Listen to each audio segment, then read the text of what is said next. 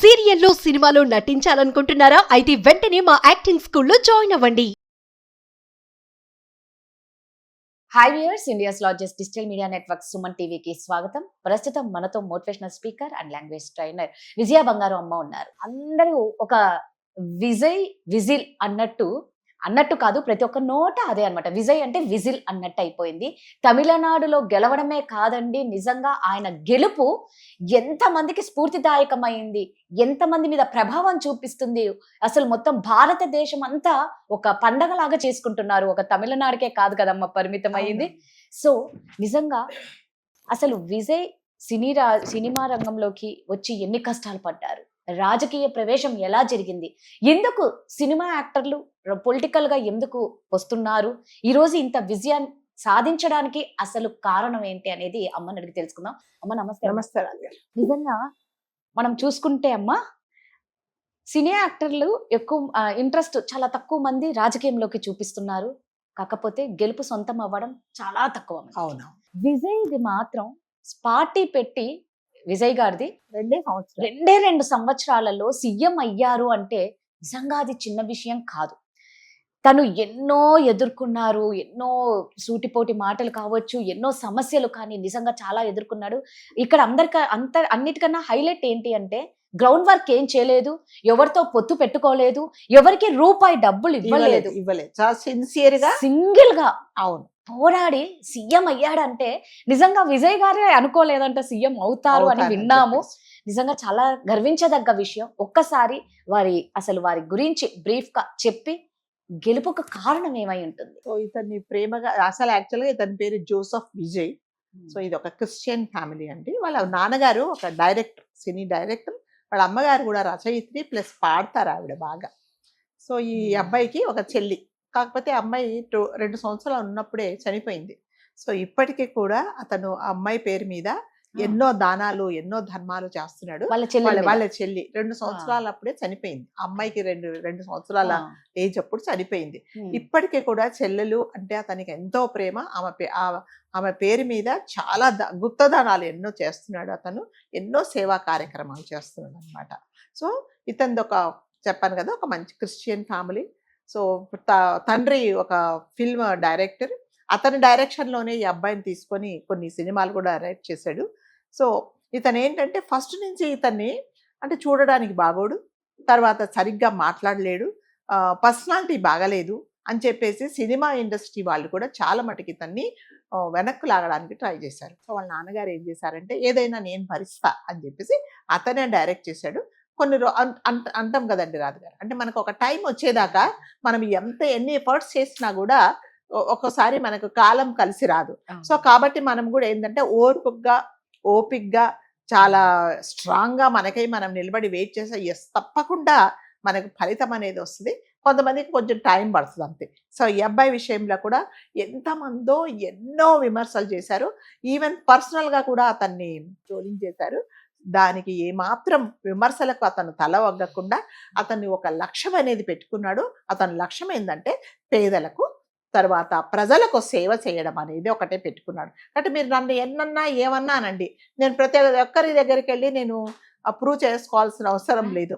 కాబట్టి నేను అంటే కదా, పడి లేచిన కెరటం లాగా ఒక్కసారి పడ్డ కెరటము మళ్ళీ అంతకంటే రెట్టింపు వేగంతో ఉవ్వెత్తున ఎగిరినట్టుగా, సో లేచినట్టుగా, అట్లాగే విజయ్ అనే ఈ అబ్బాయి 51 సంవత్సరాల అబ్బాయికి నిజంగా అతను సీఎం అవ్వడం అనేది మనం అందరం ఏం నేర్చుకోవాలండి అతని దగ్గర. ప్రజలు అనేది నమ్మకం పెట్టుకుంటే డబ్బులు పంచాల్సిన అవసరం లేదు, నీ పర్సనాలిటీ అందంగా ఉండాల్సిన అవసరం లేదు కదా. ప్రజల నమ్మకాన్ని ఇతను చొరగొన్నాడు అనమాట. 2024 సంవత్సరంలో అతను స్థాపించాడు. సో అతని పార్టీ పేరు కూడా తమిళగ వెట్రి కళగం అనేది ఒక పార్టీ, తమిళగ వెట్టి కళగం. సో ఆ పార్టీ పెట్టాడు. సో ఆ పార్టీలో ప్రతి ఒక్కరూ స్వచ్ఛందంగా వాళ్ళు వాలంటరీగా వచ్చి జాయిన్ అయ్యారే తప్ప ఎవరిని కూడా ఇతను ఫోర్స్ చేయలేదు.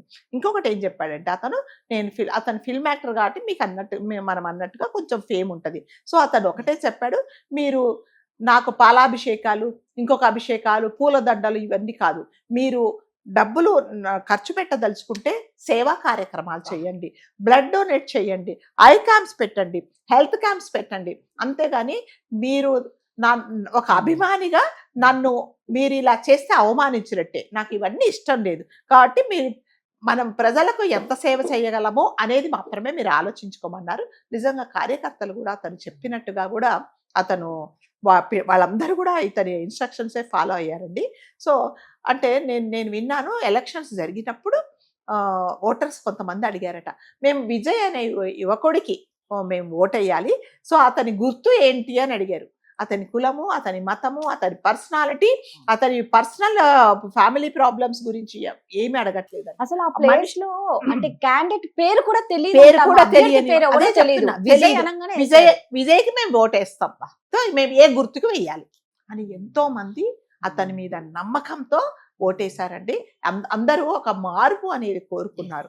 సో అంటారు కదా, ఎవరైతే అంటారు కదా ఈ అదేంటి సనాతన ధర్మాన్ని ఎవరైతే వ్యతిరేకించారో వాళ్ళందరూ మీరు అంటే మనం ఇంకొక దాంట్లో బెంగాల్లో జరిగింది కూడా అంతే. సో సనాతన ధర్మాన్ని ఎవరైతే హిందూ సాంప్రదాయాన్ని ఎవరైతే వ్యతిరేకించారో వాళ్ళకు కర్మ అనేది వచ్చింది. సో నిజంగా అతను స్టాలిన్ అనే అతను ఒక నియంతలాగా పరిపాలించాడు. అతన్ని వెనక్కి పంపించాలి అనుకున్నారు. సో అతను కూడా చాలా కాన్ఫిడెంట్ గా ఉన్నాడు, నేను గెలుస్తాను అని.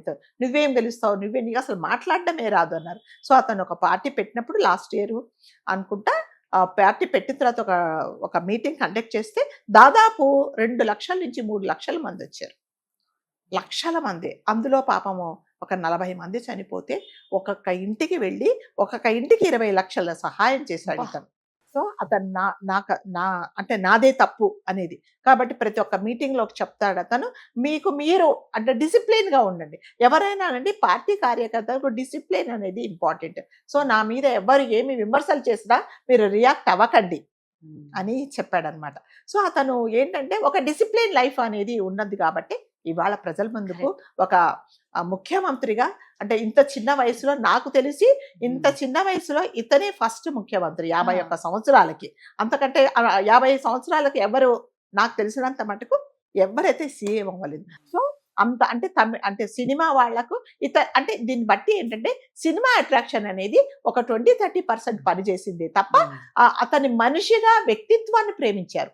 సో అతన్ని పర్సనల్ గా అతన్ని ఆ అమ్మాయి ఉంది, ఆ అమ్మాయితో ఇదిగా ఉంటాడు, ఫ్యామిలీ ఇలా అని ఎంత ట్రోలింగ్ చేసినా కూడా అతను దేనికి కూడా రియాక్ట్ అవ్వలేదు, దేనికి సమాధానం చెప్పలేదు. సో నిజంగా ఒక త్రిష అనే అమ్మాయి ఒకవేళ సోల్మేట్ అయి ఉండొచ్చు, క్లోజ్ ఫ్రెండ్ అయి ఉండొచ్చు, లేకపోతే మంచి అడ్వైజర్ అయి ఉండొచ్చు. సో మన జనాలు ఏంటంటే ఎంతసేపు వచ్చేసి నెగటివ్ గానే మాట్లాడతారు. సో కాబట్టి మనం అందరం ఇప్పుడు ఇతని విజయాన్ని చూసి మనం నేర్చుకోవాల్సింది ఏంటంటే, సో మన లక్ష్యం అనేది స్ట్రాంగ్ గా ఉన్నప్పుడు మనం దేనికి భయపడక్కర్లేదు, ఎవరికి సమాధానం చెప్పాల్సిన అవసరం లేదు. సో ఎవరికి దగ్గరికి వెళ్ళి నేను ఇది అని మనం ప్రూవ్ చేయాల్సిన అవసరం లేదు. సో మనం ఏంటో అనేది కాలమే నిర్ణయిస్తుంది. సో ఇతని విజయం అనేది నిజంగా చాలా సంతోషకరమైంది. సో ఇతను కూడా సీఎం అయిన తర్వాత ప్రజల నమ్మకాన్ని వమ్ము చేయకుండా, సో అతను ఇచ్చిన ప్రామిసెస్ తప్పకుండా ఫుల్ఫిల్ చేసి ప్రజలకి అందరికి మంచి పరిపాలన ఇస్తాడని మనం అందరం ఎక్స్పెక్ట్ చేస్తాం. Thank you.